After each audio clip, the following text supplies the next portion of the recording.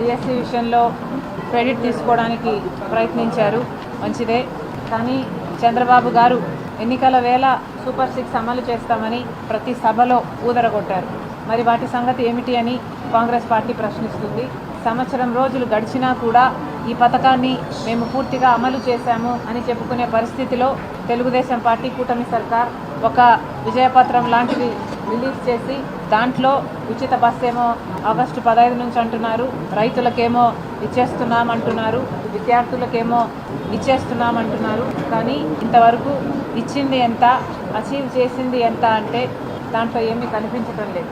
మాకు అనుమానం ఎందుకు కలుగుతుంది అంటే ఉచిత బస్సులో భాగంగా ఉచిత బస్సు పథకం కిందనే తీసుకుంటే సంక్రాంతి అన్నారు, ఉగాది అన్నారు, ఇప్పుడు ఆగస్టు 15 అంటున్నారు. ఇలా వాయిదాలు వేసుకుంటూ పోతే ఏ పథకమైనా ఎప్పుడు అమలు అవుతుందో అర్థం కాని పరిస్థితిలో ఉంది.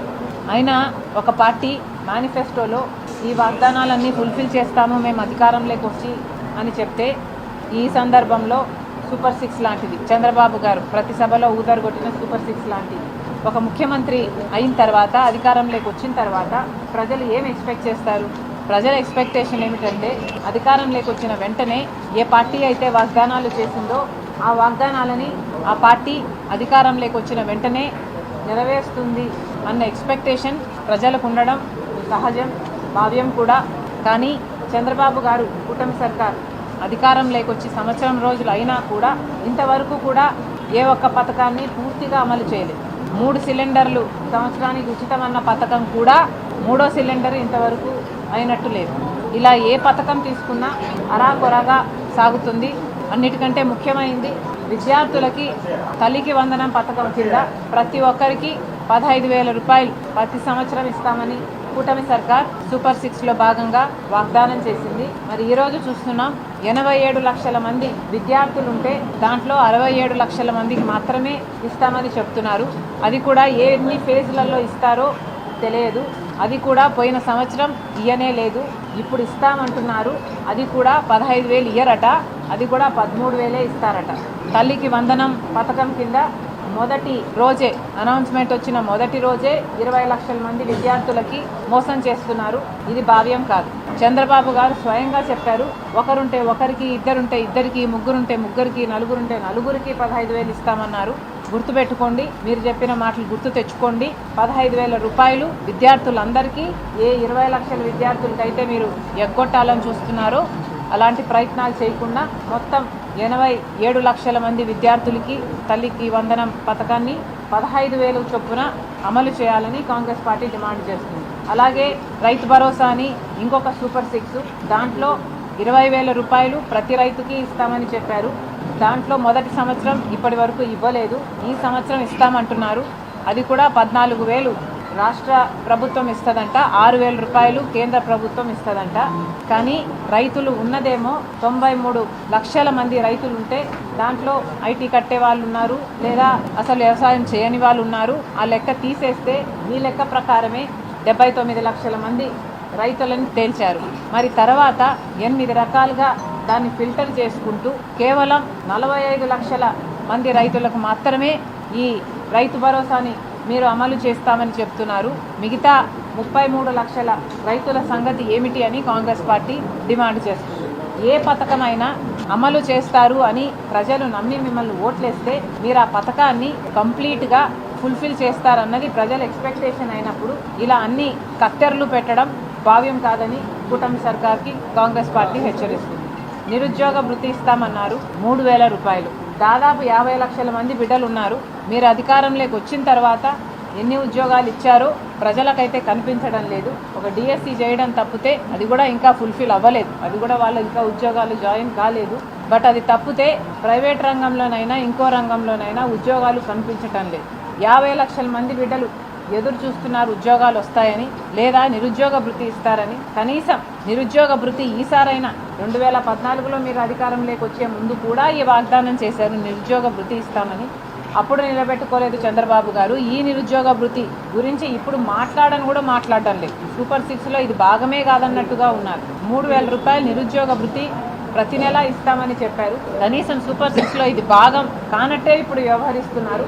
దీని మీద చంద్రబాబు గారు క్లారిటీ ఇవ్వాల్సిన అవసరం ఉంది. మహిళా శక్తి అని ఇంకొక పథకం చెప్పారు సూపర్ 6లో. ఆ పథకం కింద ప్రతి మహిళకు నెలకు 1500 రూపాయలు ఇస్తామన్నారు. అంటే ప్రతి సంవత్సరము 18 సంవత్సరాలు నిండిన మహిళకి 18,000 రూపాయలు ప్రతి సంవత్సరము ఇస్తామన్నది మీ వాగ్దానం అయితే దాదాపు 2 కోట్ల మంది మహిళలు దీనికి అర్హులవుతారు. మరి వీటి సంగతి ఎందుకు మాట్లాడటం లేదు? ఇది చాలా హై బడ్జెట్ స్కీమ్. కనీసం నోరు విప్పి దీని మీద ఒక్కసారి కూడా కమెంట్ చేయకపోవడాన్ని కాంగ్రెస్ పార్టీ తీవ్రంగా ఖండిస్తుంది. మహిళా శక్తిలో ప్రతి మహిళని ఒక మహాశక్తిగా తయారు చేస్తామని చంద్రబాబు గారు చెప్పారు. మరి ఎక్కడుంది ఆ మహిళా శక్తి అని కాంగ్రెస్ పార్టీ ప్రశ్నిస్తుంది చంద్రబాబు గారిని, కూటమి సర్కార్ని. ఇక 3 సిలిండర్లు ఉచితం అన్నారు. దాంట్లో ఇంకా ఒక సిలిండర్ బ్యాలెన్స్ అట్లనే ఉన్నట్టుంది. మహిళలకి ఉచిత బస్సు అని 6వ పథకం. ఈ పథకం కింద 30 లక్షల మంది మహిళలు ప్రతిరోజు బస్సులలో ప్రయాణిస్తున్నారు. వాళ్ళందరికీ లబ్ధి చేసిన వాళ్ళు అవుతారు. అంటే 30 లక్షల మంది మహిళలు మిమ్మల్ని రోజు మెచ్చుకుంటారు. ఇంత చిన్న పథకాన్ని అమలు చేయడానికి మీకు ఇన్ని నెలలు ఎందుకు పడుతుందో మాకు అర్థం కావటం లేదు. ఉచిత బస్సు పథకము ఒకవైపు తెలంగాణలోనైనా ఇంకోవైపు కర్ణాటకలోనైనా అధికారంలోకి వచ్చిన కాంగ్రెస్ పార్టీ అధికారంలోకి వచ్చిన కొన్ని నెలలకే అమలు చేయగలిగినప్పుడు ఇక్కడ ఎందుకంత కష్టమవుతుందో మాకైతే అర్థం కావటం లేదు. నెలకిది 350 కోట్లు ఖర్చు అయ్యే పథకం అనుకుంటా. ఇంత చిన్న పథకం కూడా చంద్రబాబు గారు హుటాహుటిన చేయలేకపోయారు. అంటే ఇక మిగతా పథకాలు అమలు చేసే ఉద్దేశం ఏమటుకు ఉంది అని ప్రజలకు అనుమానం వస్తుంది. దయచేసి ఈ పథకాన్ని వెంటనే అమలు చేయాలని కాంగ్రెస్ పార్టీ చంద్రబాబు గారిని, కూటమి సర్కార్ని డిమాండ్ చేస్తుంది. ఇవి కాకుండా సూపర్ 6లో కాని పథకాలు ఎన్నో ఉన్నాయి. 50 సంవత్సరాలకే ఎస్సీ, ఎస్టీ, బీసీ మైనారిటీలకి పెన్షన్లు ఇస్తామని చెప్పారు.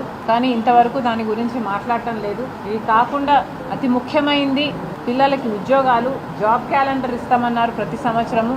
దాని గురించి కూడా మాట్లాడటం లేదు. జాబ్ క్యాలెండర్ ప్రతి సంవత్సరం ఇస్తామంటే మీ జాబులు ఇచ్చే ఉద్దేశం లేనట్టే కదా మీరు క్యాలెండర్ ఇవ్వకపోతే. మరి దాని గురించి కూడా క్లారిటీ ఇవ్వాలని కాంగ్రెస్ పార్టీ డిమాండ్ చేస్తుంది. ఇప్పటి వరకు కరెంటు ఛార్జీల కింద ప్రజల నెత్తిన పోయిన గత వైసీపీ సర్కారు జగన్మోహన్ రెడ్డి గారు 5 సంవత్సరాలలో 32,000 కోట్ల రూపాయలు అదనంగా కరెంటు ఛార్జీల రూపంలో ప్రజల నుంచి వసూలు చేశారు. చంద్రబాబు గారు ఎన్నికలకు ముందు జగన్మోహన్ రెడ్డి గారు 9 సార్లు కరెంటు బిల్లులు పెంచారు. 32,000 కోట్ల రూపాయలను ప్రజల నుంచి అదనంగా తీసుకున్నాడు. నేను అధికారంలోకి వస్తే కరెంటు బిల్లులు తగ్గిస్తాము, 30% తగ్గిస్తాము, మేము పెంచబోము అని చంద్రబాబు గారు వాగ్దానం చేశారు. మరి చంద్రబాబు గారు మీరు కరెంటు బిల్లులు 2 సార్లు పెంచారు. ఒకసారి 6,000, ఇంకోసారి 11,000 కోట్ల రూపాయలు. అంటే ఇప్పటికే మొత్తానికి 17,000 కోట్ల రూపాయలను చంద్రబాబు గారు ప్రజలనెత్తిన కరెంటు బిల్లుల రూపంలో ప్రజలనెత్తిన మోపడం జరిగింది. 5 సంవత్సరాలలో వైసీపీ వాళ్ళు 32,000 కోట్లు మోపితే ఒకటే సంవత్సరంలో చంద్రబాబు గారు 17,000 కోట్ల రూపాయలు మోపేశారు. ఇది ఏం పద్ధతి అని అడుగుతున్నారు. మీరు ఇచ్చిన వాగ్దానం ఏమిటి? మీరు చేస్తున్నదేమిటి? అప్పుల విషయానికి కూడా వస్తే మన రాష్ట్రం విడిపోయినప్పుడు 1,00,000 కోట్ల అప్పుతో మొదలైతే చంద్రబాబు గారు 5 సంవత్సరాలలో ఇంకో 4 లక్షల కోట్లు చేస్తే ఆ తర్వాత జగన్మోహన్ రెడ్డి గారు ఇంకొక 6 లక్షల కోట్లు అదనంగా చేసినట్టున్నారు. చంద్రబాబు గారు అధికారం లేకొచ్చి 1 సంవత్సరం అయిందో లేదో ఇప్పటికే చంద్రబాబు గారు 1,00,000 కోట్ల పైన అప్పు చేశారు. మరి ఈ రేట్లో పెంచుకుంటూ పోతే ఇంకా రాష్ట్రం మీద అప్పులు, ఇది అప్పుల రాష్ట్రంగా మారుతుంది ఆంధ్ర రాష్ట్రం కాస్త. దయచేసి దీని మీద ఆలోచన చేయాల్సిన అవసరం ఉంది. అప్పుల మీద బ్రేక్ వేయాల్సిన అవసరం ఉంది. చంద్రబాబు గారు ఇన్ని అప్పులు చేయడం భావ్యం కాదు. ఇంకోవైపు అమరావతి మన రాజధాని, కానీ మన రాజధాని కట్టాలి అన్నది, మనకు కేంద్రమే కట్టియాలి అన్నది విభజన హామీ. మరి అలాంటప్పుడు చంద్రబాబు గారు అప్పులు ఎందుకు తెస్తున్నాడో రాజధాని కోసము మాకు అర్థం కాని విషయం. జర్మనీ బ్యాంక్ అంటున్నారు, ఇంకోటి అంటున్నారు, 15,000 కోట్లు అంటున్నారు, ఇంకో చోట 10,000 కోట్లు అంటున్నారు, ఇంకో చోట 5,000 కోట్లు అంటున్నారు. అన్ని అప్పులుగా తెస్తున్నాం అంటున్నారు. కానీ వీటన్నిటికీ అప్పులుగా తెస్తే ఈ భారం అంతా మళ్ళా ప్రజల నెత్తినే పడుతుంది. భారం తీర్చాలి అంటే మళ్ళా ఆ భూమిని అమ్మాలి. భూమిని అమ్మడానికి పెట్టుకున్నామా? అందుకు కాదు కదా మీరు భూమిని సేకరిస్తుంది. ఇది భావ్యం కానే కాదు. అసలు కూటమి సర్కార్ ఆలోచన చేసుకోవాలి. కాంగ్రెస్ పార్టీ మిమ్మల్ని సూటిగా ప్రశ్నిస్తుంది. బీజేపీకి ఎందుకు మద్దతు ఇస్తున్నారు? తిరుపతిలో సభ పెట్టినప్పుడే మోడీ గారు 10 సంవత్సరాలు ప్రత్యేక హోదా ఇస్తామని చెప్తే చంద్రబాబు గారు సరిపోదు, 15 సంవత్సరాలు హోదా ఇవ్వాలని అడిగారు. మన విభజన హామీలో ఉన్నది 5 సంవత్సరాలు మాత్రమే. మరి అంత గొప్పగా చెప్పిన వాళ్ళు మోడీ గారేమో 10 సంవత్సరాలు అంటారు, చంద్రబాబు గారేమో 15 సంవత్సరాలు అంటారు. ఇప్పుడు అధికారంలోకి వచ్చారు, అధికారం అనుభవిస్తున్నారు. 10 సంవత్సరాలుగా బీజేపీ అధికారంలో ఉంది. చంద్రబాబు గారు ముందు 5 సంవత్సరాలు ఉన్నారు, ఆ తర్వాత 5 సంవత్సరాలు లేరు. ఇప్పుడు మళ్ళీ అధికారంలోకి వచ్చారు. అసలు ప్రత్యేక హోదా గురించి ఊసేలే. మరి ప్రత్యేక హోదా విషయంలో ఆంధ్ర రాష్ట్ర ప్రజలను బీజేపీ పార్టీ అంత వెన్నుపోటు పొడిస్తే, అంత నిర్లక్ష్యం చేస్తే మరి మీరు ఎందుకు మద్దతు ఇస్తున్నారు? చంద్రబాబు గారు సమాధానం చెప్పాలి. అలాగే ఒక్క విభజన హామీనైనా బీజేపీ పార్టీ గౌరవిస్తుందా?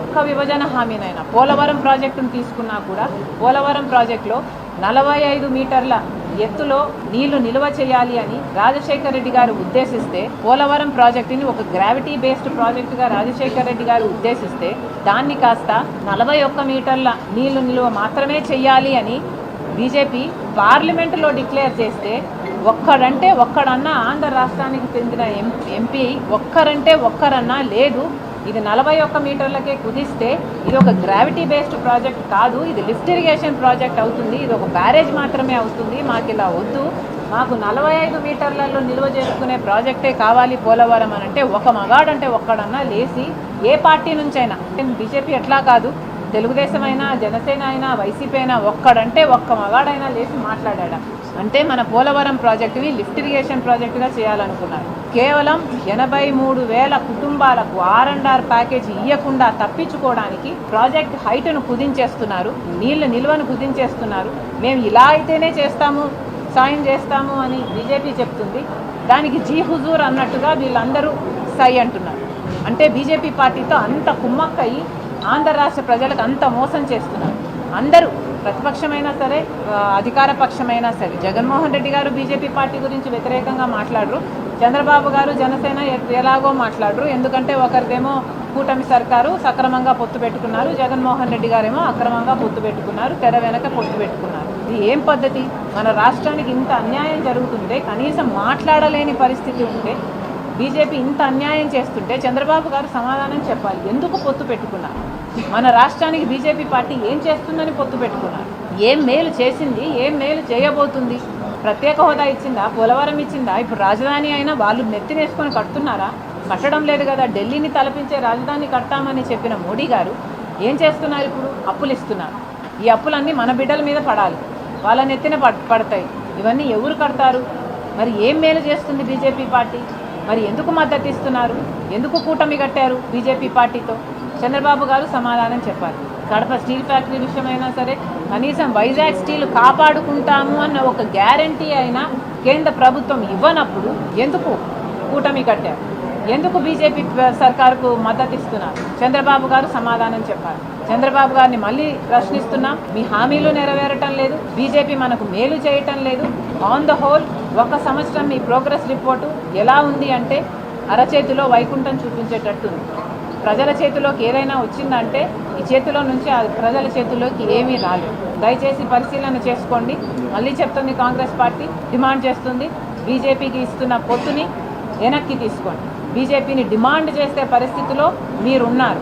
మీ ఎంపీల వల్ల ఈరోజు బీజేపీ సర్కారు అక్కడ నిలబడి ఉంది కేంద్రంలో.